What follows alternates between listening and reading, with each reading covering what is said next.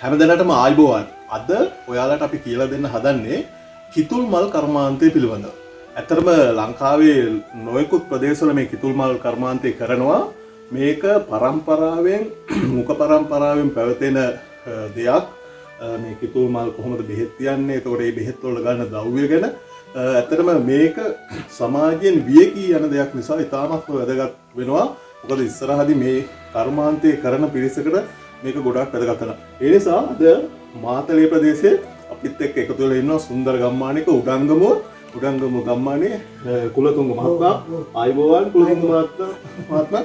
අපිට ඇත්තටම කියන්න ඕන දැන් කිතුල් මලක් බෙහෙත් තියන්න කලින් කිතුල් මල බෙහෙත් තියන්න බෙහෙත් හදා ගන්න ඕනේ. මේ බෙහෙත් කොහොමද හදාගන්නේ?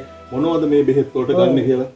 මේක මේ මේවට ගන්නවා වල්ලම්බ පොතු. ඔව් වල්ලම්බ පොතු. ඔව්. එතකොට මුරුංගා පොතු. ජාපාලා කොළ පොතු. ජාපාලා කොළ පොතු. ඔව්. එතකොට අට්ටමරංගා කොළ පොතු. අට්ටමරංගා කොළ පොතු ගන්නවා. ඔව්. ඒ වගේ පොතුයි කොළයි අරගෙන ඊට පස්සේ මොකද කරන්නේ? ඊට පස්සේ ආයෙ ගන්නවා මේවට තියෙනවා මේ කැප්පෙටිය. ඔව්. දලු පොතු ඔය ටිකක් දාලා කොටලි වෙරලා තුන පහ දාන්න ඕන. තුන පහ කියන්නේ මේ ලුණුයි මිරිසුයි සුදු ලුණු බික්කක් විතර දාන්න ඕන. දාලා කොටන්න ඕන. වංගෙඩිය කොටනවා. ඔව්. වංගෙඩිය කොටලි වෙරලා ඉඳවට කෙටින් දැරලා වෙරලා කළා ටිකක් පොල් තෙල් ටිකක් අකබලකට දාලා රත් කරලා ගන්නවා. රත් කරලා මලවල ගන්නවා. ඔව් මලවල ගන්නවා. අර තියෙන මොකද්ද කුලතුංග? ඒක මේ මල හාරපුවාම ඔව් යට අඩියට තමයි මේ ටික හිර කරන්නේ. එතකොට ඒ මොනවද අරන් තියෙන්නේ? පොල්ලෙලි අලු හුණු. පොල්ලෙලි අලුයි හුණු. ඒ කියන්නේ පොල්ලෙලි පිච්චෙන්න දාලා ඒකේ අලු ටික තමයි අරන් තියෙන්නේ. අරන් තියෙන්නේ. ඔව්. එතකොට ඒව අනලා තියෙන්නේ මොන වගේද? ලීම ඇඹුල් වලින්. ලීම. මේ තියෙන්නේ ලීම. ඔව්. මේ ටික තමයි ඇත්තටම ගන්න. එතකොට කුලතුංග මහත්තයා දැන් කොච්චර කාලයක් වෙනවද ඇත්තට මේ කර්මාන්තයේ එදිලා සුවන් රැකියාවක් විදියට නැත්නම් අමතර ආදායමක් විදියට නේද මේ කර්මාන්තයේ දෙන්න වෙනවද? කොච්චර කාලයක් විතර වෙනවද මේ කර්මාන්තයේ ඇත්තටම? 35ක් වෙනවා. 35ක් විතර. එතකොට මේ අවුරුදු 35ෙම ඔය කිය වෙනස් බෙහෙත් වර්ග පාවිච්චි කරනවාද මේවා විතරමද පාවිච්චි කරන්නේ? වෙන බෙහෙතුත් තියෙනවා. වෙන බෙහෙත් අපිට පොඩ්ඩක් එකක් දෙකක් කියන්න වෙන මේක පාවිච්චි කරන්න මොනවද කියලා? ඉස්සරෝම මලකට තියන්න ගන්නේ පස්තංගිරි කියන්නේ දීම කොළ පොතු, දෙහි කොළ පොතු, අඟුල්ලන් කොළ පොතු, රත්නාරං කොළ ඌව තමයි පස්තංගිරි වලට ගන්න. ඒකත් අර විදිහටම කොටන්න ඕනේ. ඒ විදිහටම කොටන්න. කොටලා මේවත් එක්ක අවලං කරලා තියනවා. මේ තියෙන ඇත්තටම මල් කපන පිහිය. මම විශේෂයෙන්ම ඔබතුමාගේ මේ මල් කපන පිහිය ගැන ඇහුවේ. මේක ඇත්තටම මල් කපන මල් මදින නැත්නම් මේ සුවන් රැකියාව කරන එකන විශේෂයෙන්ම පිහිය ගැන සැලකිලිමත් වෙනවානේ. එතකොට මේකටම හදාගත්තු පිහියක් තමයි තියෙන්නේ. මේවා වෙන මොනවටවත් පාවිච්චි කරන්නේ නැහැ. එතකොට අපි අහලා තියෙනවා දැන් මේ පිහිය පදම් වෙන්න ඕන කියලා. එහෙම මොකක් හරි තියනවාද ක්‍රමයක්? මේක අලුත් පිහිය ගෙනාපුවාම හොඳට මේ කුඩු ගලේ වතුර දාලා හොඳට ගාන්න ඕනේ. ගාපුවාල ගාල ඉවර තමයි ලීයේ ගන්න. ගාල් කුඩු දාලා ලීයේ ගන්න. ඊට පස්සේ ඒ පදම් වෙච්ච පිහිය තමයි පාවිච්චි කරන්නේ. ඔව්. එතකොට මේ පිහිය මාරු වුණොත් ඔය දැතර මල් කපනකොට පිහිය මාරු කරවුවොත් තෙලිච්ච වැටෙන එකේ මොකක් හරි වෙනසක් වෙනවා. වෙනසක් වෙනවා. දීර්ඝ කාලිනව ඔබතුමා මේ පිහිය තමයි පාවිච්චි කරන්නේ. මේක වෙන කිසිම එක්කර පාවිච්චි කරන්නේ නැහැ. මල් කපන තමයි පාවිච්චි කරන්නේ. කුලතුංග මහත්තයා ඇත්තටම දැන් කිතුල් කර්මාන්තේ ගොඩාක් කාලයක් ඉඳන් ඉන්නේ හින්දා කොයි වගේ ගහක්ද හොඳට තෙලිච්ච ගන්න අපි තෝරගන්න ඕනේ? විතරම ගහ තමයි ගන්න. ඔව්. එතකොට ගෑනු ගහයි පිරිමි ගහයි කොහොමද හඳුනගන්නේ අපිට පොඩ්ඩක් විස්තර කරන්න. ගෑනු ගහ උසයි. ඔව්. පිරිමි ගහ කොටයි පොඩි ගහ. පොඩි ගහ. එතකොට දැන් මේ වගේ හොඳ ගහක් තෝරගෙන පිරිමි ගහ තෝරගෙන එතකොට මේකේ ගස් තියෙන තැනක් ඒ කියන්නේ වතුර තියෙන තැනක තියෙන්න ඕන නැද? ඒ වගේ කොයි වගේ තියෙන තැනකද ගස්? වතුර අවශ්‍යක්ම නැහැ. කොයි පොලේ වුණත් ගන්න පුළුවන් හරියට ගන්න පුළුවන්. දැන් අපි ඇත්තටම අද දැන් මල බෙහෙත් යන්න හදන්නේ. මල බෙහෙත් යන්න ඉස්සෙල්ලා මට පොඩ්ඩක් කියන්නකෝ. දැන් අපි දන්නවා කිතුල් ගහ පීදෙනවා කියන්නේ පළවෙනි මල එනවා. එතකොට කීවෙනි මලේ ඉඳලාද සාමාන්‍යයෙන් කපන්න පටන් ගන්න? තුන්වෙනි මලේ ඉඳලා. තුන්වෙනි මල. ඒ කියන්නේ පළවෙනි මල දෙවෙනි එකයි අතාරිනවා. තුන්වෙනි මලේ ඉඳන් තමයි පටන් ගන්න. එතකොට මේකේ සාමාන්‍යයෙන් හොඳට මලක් පදම් කරලා මල බෙහෙත් තිබ්බොත් අපිට කොච්චර කාලයක් යනකම් තීරණය ගන්න පුළුවන්ද? මාස 6ක් 7ක්. මාස 6ක් 7ක්. මම කපලා තියෙන 9ක්. ඔව්. අනිත් කාරණේ තමයි දැන් අහන්න ඕන විශේෂ දේ. දැන් අපි අද දැන් මල බෙහෙත් කියනවා. මල බෙහෙත් කියන්නේ ඉස්සෙල්ලා මේ මල බෙහෙත් කියන්න අපි කොයි කාලෙත් තෝරගන්නේ කියන්නේ මල පුපුරල ඉවර වෙන්න ඕනේද මල පුපුරෙන් ඉස්සෙල්ලාද බෙහෙත් කියන්නේ මල පුපුරන්ට ඉස්සෙල්ලා ඉරන්ට ඕනේ. මේ වගේ ඒ කියන්නේ බෙහෙත් කියන්න දවස් කීයකට කලින්ද ඉරන්නේ? දවස් 3-4කට කලින්. ඔව් දවස් 3-4කට කලින් ඉඳලා මදි නම් සතිය දෙකක් අරිනවා. ඔව් ඔව් ඔව්. නැත්නම් හොඳට මද්දල් තිබ්බොත් දවස් දෙකෙන් තුන. ඒ කියන්නේ මල පිපිරෙන්න ඉස්සෙල්ලා තමයි අපි බෙහෙත් බෙහෙත් කියන්නේ. හොඳයි. අපි එහෙනම් මේ වැඩේ අපි විශේෂම වැදගත් කාරණේ කුලතුංග මහත්තයත් එක්ක එකතු වෙලා අපි බලමු කොහොමද මල හරියටම බෙහෙත් කියන්නේ කියලා. අපි ඉතින් කුලතුංග මහත්තයාගේ සහායත් අරගෙන.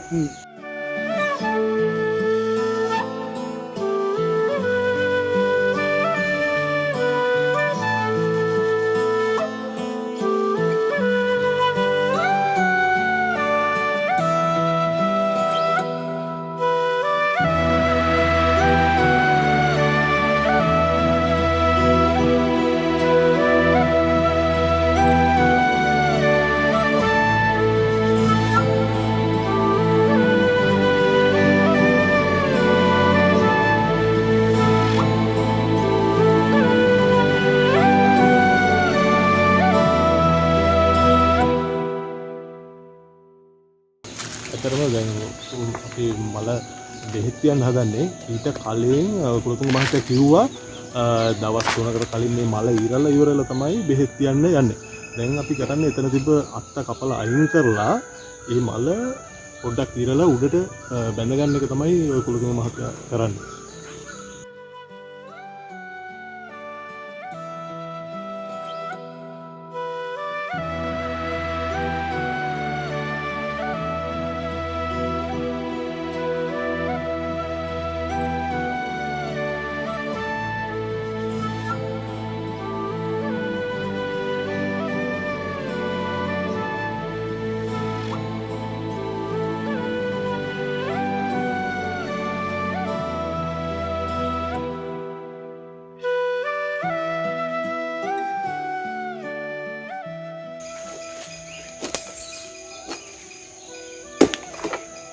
කුලතුංග මහත්තයා වැඩේ කරන ගමම අපි මේ ටිකත් අහමු.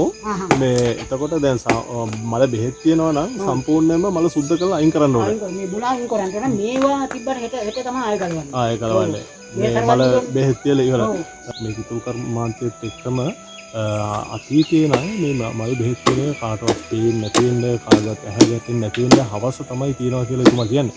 ඒ වගේම මම හිතන්නේ හොඳම වෙලාව තමයි දවසේ හවස තමයි මේ බෙහෙත් තියෙන වැඩේ නැත්තම් මල බෙහෙත් තියෙන වැඩේ කරන්න කියලා ප්‍රකාශ කරන්නේ.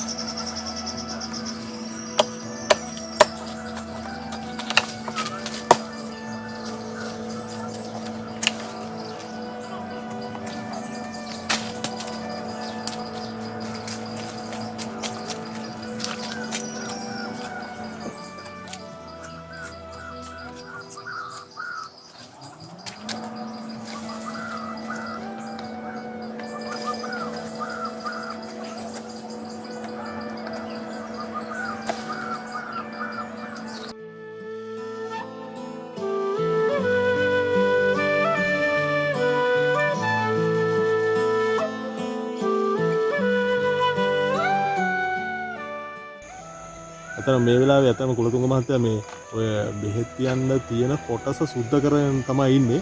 අපි එතුමාගෙන් අහලා බලමු තා ටිකක් සුද්ධ කරලා ඉවර වුණාට පස්සේ තියෙනකොට කොහොමද කොතෙන්ද හරියට තියන්නේ මේකේ එක එක්කනාගේ මත තියෙන තැන් අනුව අනිත් එක විශේෂයෙන්ම කියන්න ඕන අපි අර කලින් පෙන්නපු අර කුලතුංග මහත්තයාගේ තිබ්බ අර මල කපන්න පාවිච්චි කරන පිහිය කොයි වෙලාවකවත් මේ මල් සුද්ධ කරන්න පාවිච්චි කරන්නේ නැහැ. ඒකට වෙනම පිහියක් සහ පොඩි පිහියක් තමයි කුලතුංග මහත්තයා පාවිච්චි කරන්නේ. අර පිහිය ඇත්තම මල කපන්න විතරයි මේ පාවිච්චි කරන්නේ. කුලතුංග මහත්තයා දැන් ඔය සුද්ධ කරන වැඩේ කරවුවා. අපිට කියන්න මේක විශේෂයෙන්ම අපි මලේ මුලින් තමයි මේ සුද්ධ කරන එක කරවේ. එතකොට මේක තියෙනවා දැන් ඔය මල බෙහෙත් තියෙන විශේෂ ක්‍රමයක් තියෙනවා. අපිට ඇත්තටම කුලතුංග මහත්තයා ඒක පැහැදිලි කරන්නකෝ. දැන් මේ යටාවම තියෙනවානේ මෙතන. ඔව්. ඒක තමයි ගල් පුරුක. ඔව් ඔව්. ඊළඟට දිය පුරුක. හා හා. ඊළඟට දිය පුරුකයි දෙකම එකට අහු වෙනවා. හා හා. දෙකම අහු කරලා ගන්න. මල බෙහෙත් තියනවා නම් එතනින් තමයි හාරන්නේ. ඒ කියන්නේ පළවෙනි පුරුක නෙවෙයි. දෙවෙනි පුරුක දිය පුරුක. දැන් ගොඩක් කලාට මතයක් තියෙනවා දිය පුරුකෙන් බෙහෙත් තිබ්බොත් ගොඩක් කලා වතුර තමයි වැඩිපුර එන්නේ කියලා. ඒකට මේ දිය පුරුක සහ පැණි පුරුක දෙකම අහු වෙන්න තමයි අපි බෙහෙත් තියන්න ගන්නේ. ඔව්. මේ කියන්නේ මුල්ම ගල් පුරුක. ඔව්. ඊළඟට දිය පුරුක. ඔව්. ඊළඟට පැණි පුරුක. පැණි පුරුක. දිය පුරුකෙන් භාගය අරකින් භාගය අහු වෙන්න ගන්න. ගන්න. අන්ත තනිකර දිය පුරුකෙන් ආවොත් තනිකර වතු. තනිකර වල. ඒකම ගල් පුරුක. මේ තියෙන්නේ දිය පුරුක. දිය පුරුකයි පැණි පුරුකයි දෙකම එකට අහු වෙන්න හාර ගන්න ඕන. ඔන්න ඔහම. ඔහොම හාර ගන්න ඕනේ. හොඳට යටටත් හාර ගන්න ඕන උඩටත් හාර ගන්න ඕන. මල බෙහෙත් වෙනකොට හොඳලයි අරත්තනලයි ඔව් යාපාර කොළය පොතු යවුවා දාලා තමයි කොටන්නේ. ඒක මලට කියන්න ඕන හොඳාල. හොඳාල කියන්න ඕන. තුන පහ දාලා ඔව් කොටල ඒ කියන්නේ කුලතුංග මහත්තයා දැන් මේ ගහේ පළවෙනි මල හදනකොටද නැත්තම් මල ඉස්සරොම් බෙහෙත් තියෙන කියලා දෙපාරක් බෙහෙත් තියනවද? නෑ. ඉස්සරොම් බෙහෙත් වෙනකොට ඉස්සරොම් මලට ගහක් විදිහට ඉස්සරොම් මල. ඔව් පළවෙනි මලට. ඔව්. ඒකට හොඳාල කියන්න ඕන. එතනින් පස්සේ මොන බෙහෙත් තිබ්බත් හරියනවා මල. ඒ කියන්නේ ඔබතුමා කියන්නේ දැන් ඇත්තටම පිහිය පදම් කරනවා වගේම ගහත් හරි විදිහට පදම් කරගත්තොත් ඊළඟ මල් වල හොඳ මේ තෙලිජ් අස්සන්නක් ගන්න පුළුවන්. හොඳයි. මේ ආරම්භ කියන්න පළවෙනි මලට හොඳයි. හොඳාල. පළවෙනි බෙහෙත් තියෙන මලට හොඳාල තියෙන එක තමයි හොඳ. ඔව්. එතකොට මොනවා තිබ්බත් හරියනවා. ඔව්. ඇත්තම අර තිබ්බත් හරියනවා. හරියනවා. මේ කුලතුංග මහත්තයා කියන කාරණේ ඉතාමත්ම වැදගත්. ඒ කියන්නේ මේ හොඳ ගහක් කිතුල් ගහක පළවෙනි මලට මේ හොඳාලත් එක්ක බෙහෙත් තිබ්බොත් ඒ ගහේ අනිත් මල් අපි මේ කර්මාන්තේ කරනකොට නැත්තම් මල් මන්දිනකොට වෙන මොන බෙහෙත තිබ්බත් මේ හොඳ අස්වැන්නක් ගන්න පුළුවන් කියන කාරණේ. මම හිතන්නේ මේ වීඩියෝ එක නරඹන කාට හරි ගැටලුවක් ඉස්සරහදී මතුවෙනවා නම් අපිත් එක්ක සම්බන්ධ වෙලා මම හිතන්නේ මේ අත්දැකීම බෙදා ගන්නත් අපි ලැහැත්තියෙන් ඉන්නවා.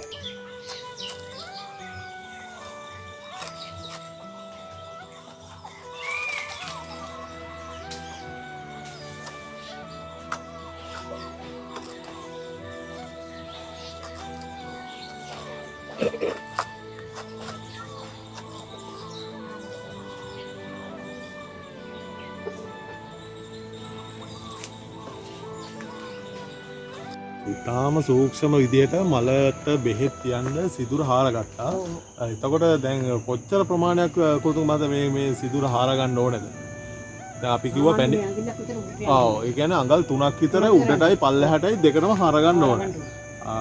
හාරගත්තාට පස්සේ කුලතුංග මහත්තයා ඊට පස්සේ මොකද අපි කරන්නේ? ඊට පස්සේ තමයි අනිතික. ඒ කියන්නේ ඇතුලේ සිදුර හොඳට සුද්ධ කරලා ඔයාලට අපි කලින් අර පෙන්නවනේ පොල්ලෙලි අලු පුච්චල හදාගෙන තිබ්බා. මේ අලු ඒ සිදුර ඇතුලේ හොඳට ගාන එක තමයි කරන්නේ. අපි බලමු කුලතුංග මහත්තයා කොහොමද තියන්නේ කියලා. මේක තාවරක් තියෙනවා. මේක හරපුවම අර ඇතුලේ කෙඳුවා පොල් කෙඳුවා වගේ වෙනවා. ඔව්. ඒක ඔක්කොම කපලා අයින් කරනවා. ඒ කියන්නේ මේ සිදුර හාරනකොට ඇත්තටම අර කිතුල් මලේ තියෙන ස්වභාවයත් එක්කම ඇතුලේ කෙඳි වගේ තියෙනවා. ඒ කුලතුංග මහත්තයා කියන්නේ ඒ කෙඳි ටික කපලා අයින් කරලා තමයි බෙහෙත් තියන්න ඕනේ කියන එක තමයි කියන්නේ. දැන් වල හාරගත්තට පස්සේ ඒක ඇතුළට නියන තව සැරයක් ගහනවා ඇතුළටම යන්න. එතකොට තමයි හොඳටම අර මල පදන් වෙන්න බෙහෙත් ටික හොඳට ගහට අල්ලන්නේ.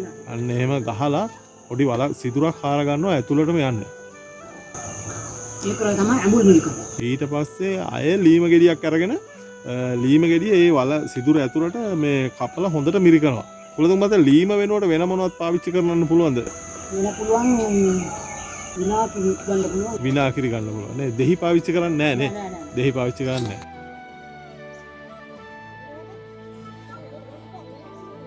හොඳට මිරිකලා ඊට පස්සේ ලීම ලෙල්ලෙම ඇතුලේ ඔක්කොම හොඳට මේ වටේම සිදුර ඇතුලේ හොඳට මදිනවා. පොල්ලෙලි අනලා තියෙන්නේ ලීම ඉස්මවලින් තමයි අනලා තියෙන්නේ. ඉස්මවල. ඔය පොල්ලෙලියක් තියෙන මාත්‍යා මේ ලුණු පොල්ලෙලි කියලා. ඔව්. ලුණු කියනවලු පංග පොල්ලෙලි. හොයාගන්න බැරි නම් පොල්ලෙලි නිමන්ත්‍රණ ලුණුවට. ඒ කියන්නේ පොල්ලෙලි පුච්චනකොට පොල්ලෙලි එක ඇවිලුණාට පස්සේ නිමන එක කරන්නේ ලුණු වතුර එකතු කරලා තමයි කරන්නේ. බෙහෙත් තියෙන වැඩේ කරන්න හදන්නේ. දැන් ලීම එක මේ ලීම ගෙඩිය කපලා ඊට පස්සේ ඒකේ ඉස්ම ටික හොඳටම මේ අර සිදුර ඇතුළට යන්න මිරිකලා ඒ ලීම ගෙඩියම හොඳට ඒ සිදුර මැදගෙන තියෙන්නේ. ඊට පස්සේ අපි අර හදාගත්තු අර පොල්ලෙලි අලු මිශ්‍රණය මේ සිදුරේ වටේටම ගාන එක තමයි කරන්න හදන්නේ. සම්පූර්ණයෙන්ම සිදුර වැහෙනකම බෙහෙත් තිර කරනවා. ඔව්.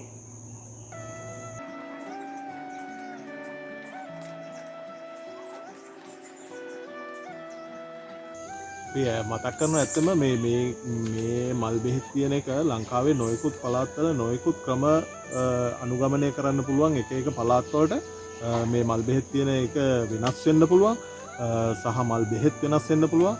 මම හිතන්නේ මේ මාතලේ ප්‍රදේශයේ මම හිතන්නේ මේ විදිහට තමයි කරන්නේ. ඒකින්ද මීට වැඩිය වෙනත් ක්‍රම ලංකාවේ වෙනත් තැනක තියෙන්න පුළුවන්. මල් බෙහෙත් තියෙන තවත් ක්‍රමයක්. ඒ කියන්නේ මල හාරලා බෙහෙත් තියන්නේ නැතුව මලේ මුලින් තලලා ඒකේ අර මතුවෙන කොස්ස අයින් කරලා ඒ වටේට අලු බැඳීමකුත් කරන්න පුළුවන් කියන කතාව තමයි කියන්නේ. ඒක විදිහට මේ මල් බෙහෙත් තියෙන එක නැත්තම් මල තෙලිච්ච ගන්න තම්බා ගැනීම කරන්න හැකියාව තියෙනවා. අතරම දැන් මේ මල් බෙහෙත් තියෙනකොට කුලතුංග මහත්තයා මේ මලක් දැන් සෑහෙන වෙලාවක් අපි ගත කරව මේක සුද්ධ කරන්න බෙහෙත් තියන්න. සාමාන්‍යයෙන් මේ මලක් බෙහෙත් තියනකොට මල් කීපයකට බෙහෙත් තියන්න පුළුවන්ද? එක දවසක් කරනවා නම් එකට තමයි තියන්න පුළුවන්. ඒ කියන්නේ එයා කුලතුංග මහත්තයා කියන්නේ ඒ හාරන්න ගත්තු නියනවත් වෙන මලක් බෙහෙත් තියන්න එදාට පාවිච්චි කරන්නේ නැහැ. වෙන මලක් බෙහෙත් තියනවා නම් වෙන නියනවත් තමයි පාවිච්චි කරන්නේ. මම හිතන්නේ ගොඩාක් මේ සාම්ප්‍රදායිකව වෙන එතකොට තම ගණනාවක් මේ මල් බෙහෙත් තීම නැත්නම් කිතුල් කර්මාන්තය තුල දකින්න තියෙනවා. දැන් බෙහෙත් තිබ්බ එකේ උඩින් නැවත සැරයක් අලු ටිකක් අර අලු මිශ්‍රණය ගන්නවා. කුලතුංග මහත්තයා මේ බෙහෙත් තියනකොට මේ යට මලේ යට පල්ලෙහා පැත්තෙන්ම තියන්න ඕන කියලා එකක් තියෙනවද? නැත්නම් පැත්තකින් මේ සිදුර හාරන්න පුළුවන්ද? උඩ පැත්තෙන් හාරන්න පුළුවන්ද? කොහොමද සාමාන්‍යයෙන් කරන්නේ? උඩ පැත්තෙන් හාරන්නේ නැහැ. උඩ පැත්තෙන් හාරන්න කියන්නේ බර හැම දාපුවාම දැන් මේක ගල් හැම එල්ලනවා. ඔව්. එතකොට මෙතනින් කඩලා යන්න පුළුවන්. ඒ කියන්නේ මේ මලට මල බඳිනකොට කපනකොට නැත්නම් තෙලිච්ච මුට්ටිය එල්ලනකොට මේකට සමහර වෙලාවට මල හසුරුවා ගන්න ගල් එල්ලනවා. මේ වගේ වැඩ කරනකොට මේ මල කැඩිලා යන්න පුළුවන් හින්දා උඩ පැත්තෙන් තියන්න. ඒකට පැත්තකින් තියන්න පුළුවන්. මේ පැත්තෙන් තියන්න බෑ ආනකයි දෙකක් කරන මේකෙන් තියන්න. තියන්න පුළුවන්. පුළුවන්. පැත්තකින් තියන්න පුළුවන්. පල්ලෙහෙන් සහ පැත්තෙන් කියන දෙපැත්තෙන් තියන්න පුළුවන්. දැන් මලට බෙහෙත් හිර කරලා ඉවරයි. ඊට පස්සේ කරන්න හදන්නේ එතන තිබ්බ තැන අර අපි මල සුද්ධ කරනකොටම ගත්ත හනසු කෑල්ලක් අරගෙන මේ මල බෙහෙත් තිබ්බ මල් බෙහෙත් ටික වහන්න හදන්නේ.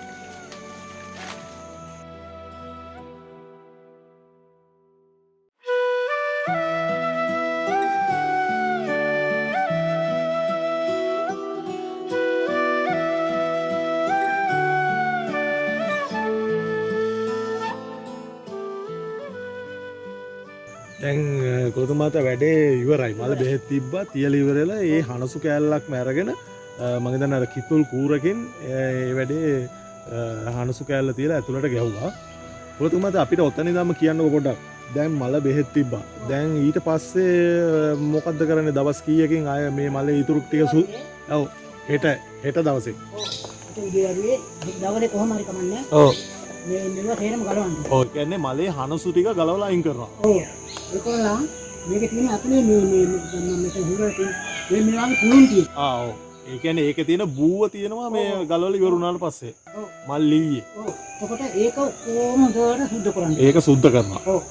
ඒ කරලා මේ අතින් පුළුවන් නම් එහෙම නැත්නම් කුඹුරක් කරන් හොඳට මේ අත දාන්න. ඔව්. අට අයින් කරනවා. අට ඔව්. ඉවක් පොන්නේ නැහැ සාමාන්‍ය. සම්මුණට අට නිකම්ම වැටෙනවා. වැටෙනවා. ඔව්. ඉකොල්ලා අනිද්දාට දැන් හෙට කරන්නේ ওই ටික විතරයි. ඊට පස්සේ අවුවට නිරාවරණය කරලා තියනවා. ඊට පස්සේ අනිද්දා වෙලනවා. අනිද්දා ඒ කියන්නේ මේ මල වෙලන එක තමයි කරන්නේ. එතකොට වෙලන එකත් කොහොමද කරන්නේ? කොච්චර දුරකින් වෙනවද? දැන් ඕක ගලවුවට පස්සේ දැන් මෙතන තියෙන්නේ මහත්තයා. ඔව්. මේකට උඩින් තියෙන්නේ මේ මලේ අවසාන අවසාන තැන. තුන පුරු. කරේවිල අවසාන. ඔව්. එනින් ගැටයක් ගහලා විලාන ඇවිල්ලා තමා අර වියත් ගාන මනගන්න. දැන් කොච්චර වියත් ප්‍රමාණයක් තියෙනවද? එකයි කාලක් විතර තියෙනවා. වියතෙන් එකයි කාලක් තියෙනවා වෙලන්න. ඊට පස්සේ ඉතුරු වෙන රෑන් ටික මලේම එල්ලනවා. ඒක කරන්නේ මල බර වෙන්න නැත්නම් මල හසුරව ගන්න ලේසි වෙන්න. ඒක තමයි කරන වැඩේ. ඔව්. ඒක දාන්න මේ කරලා එල්ලන්නත් ඕනේ අතුල් පිටපැත්ත. ඒ කියන්නේ දැන් අර මල් රේණු රෑන් ටික එල්ලන කරන්නේ මලේ පිටපැත්තට තමයි එල්ලන්නේ. ඔව්. දැන් එතකොට අපි හෙට මල සුද්ධ කරවුවා. ඊට පස්සේ අනිද්දා මේක වෙලවුවා. එතකොට අපිට තෙලිච්ච මේ මලකින් දවස් කීයකින් විතර ගන්න පුළුවන්ද? ඒ කියන්නේ මල් බෙහෙත් කියලා ඉවරලා. කැටි තුනයි කපන්න ඕන. ඒ කියන්නේ කැටි තුනක් කපනවා කියලා කියන්නේ. ඒකයි හන්දාවේ කයි. ඔව් ඔව්. පවදා උදේක කපලා පවදා හන්දාවේ කපනකොට. හරි. ඒ කියන්නේ රෑන් ටික කපලා මල කපන වෙලාවේ රෑන කපලා අයින් කරවුවට පස්සේ එදා උදේට සහ දවල්ට හවසට කපවුවට පස්සේ තෙලිච්ච ගන්න පුළුවන්. හරියට මල් බෙහෙත් තියලා තියනවා නම් මල තැම්බිලා තියනවා.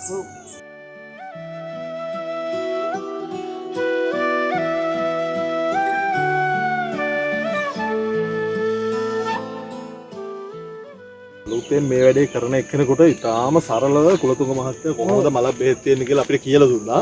පරිස්සමෙන් පරිස්සමෙන් බැලලා ඇත්තටම කුලතුංග මහත්තයා දැන් අපිට ඔය කියලා දුන්නේ ඒවත් එක්කම අපි කියන්නකෝ මේක බලන මේ වීඩියෝ එක බලන කවුරු හරි අලුතෙන් මේ කිතුල් කර්මාන්තයට නැඹුරු වෙන්න නැත්නම් මේක කරන්න ඉන්න එක්කෙනෙකුට සාමාන්‍යයෙන් මලක් බෙහෙත් කියලා හොඳට තෙලිච්ච වැටුනහම කොච්චර විතර ආදායමක් ගන්න පුළුවන්ද? ඒ කියන්නේ සරලව කිව්වොත් සාමාන්‍යයෙන් කුලතුංග මහත්තයාගේ අත්දැකීම අනුව දැන් වසර 30ක් විතර මල් කපනවා.